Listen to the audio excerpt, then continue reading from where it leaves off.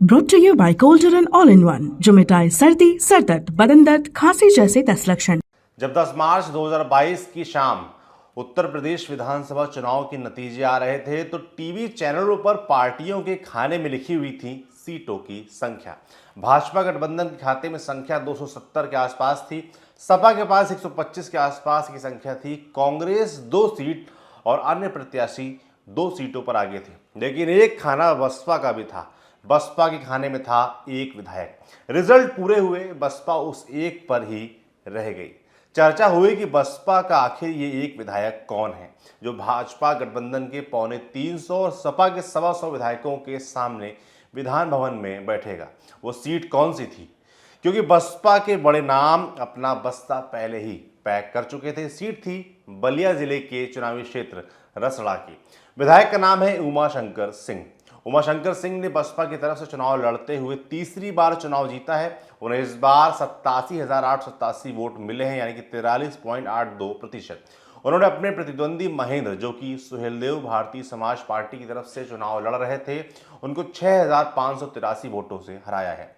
403 में से एक सीट अपने नाम करने वाले उमाशंकर सिंह की छवि अपने इलाके में रॉबिन हुड जैसी है। उनके सोशल मीडिया पर उनको अक्सर बाढ़ पीड़ितों, गरीब कन्याओं व प्राकृतिक आपदाओं में नुकसान झेल चुके गरीब लोगों की मदद करते देखा जा सकता है। छात्र संघ चुनाव से अपने राजनीतिक सफर की शुरुआत करने वाले उमाशंकर पहली बार 2012 के विधानसभा चुनाव में सक्रिय राजनीति में आए।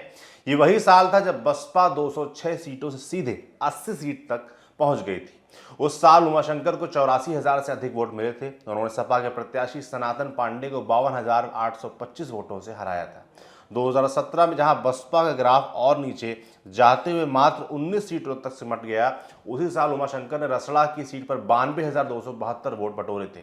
उस साल भी भाजपा के प्रत्याशी राम इकबाल सिंह को 33,885 वोटों से हराए थे, और वो जो कि दूसरे नंबर पर रहे थे। अब मायावती इस शिकस्त पर क्या कहती हैं वो भी जान लेते हैं। मायावती के पास बचा एक ही विधायक है। जब चुनाव नतीजों के अगले दिन यानी 11 मार्च को मायावती ने मीडिया को संबोधित किया तो कहा कि मुसलमानों का वोट समाजवादी पार्टी में जाने के कारण बसपा को हारना पड़ा। उन्होंने कहा, यह नैरेटिव बनाया गया कि सपा ही बीजेपी को रोक सकती है, इससे सभी मुसलमानों का वोट समाजवादी पार्टी में शिफ्ट हो गया। अपने कोर वोटर बेस को धन्यवाद करते हुए उन्होंने कहा, बीएसपी ने सपा पर भरोसा किया, यह हमारी सबसे बड़ी भूल थी।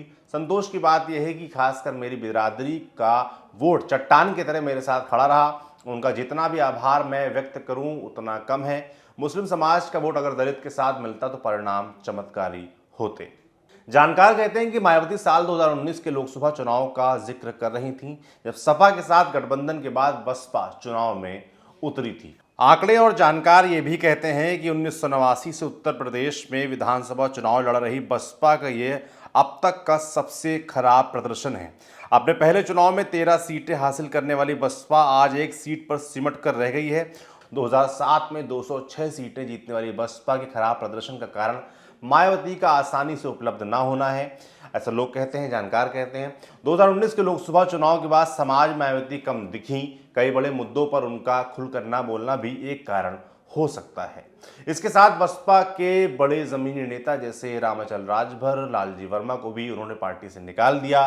ब्राह्मण दलित की राजनीति भी इस बार कुछ खास असर नहीं दिखा पाई। हालांकि मायावती का कहना है कि जिस तरह 1977 की हार के बाद कांग्रेस ने खुद को खड़ा किया, वैसे ही बसपा भी करके दिखाएगी। खैर, मायावती जो दावा कर रही हैं वो तो वक्त ही बताएगा कि क्या होगा। राजनीति की, चुनाव की, परिणामों की ऐसी तमाम खबरों के लिए आप देखते रहिए दी लल्लन टॉप। शुक्रिया।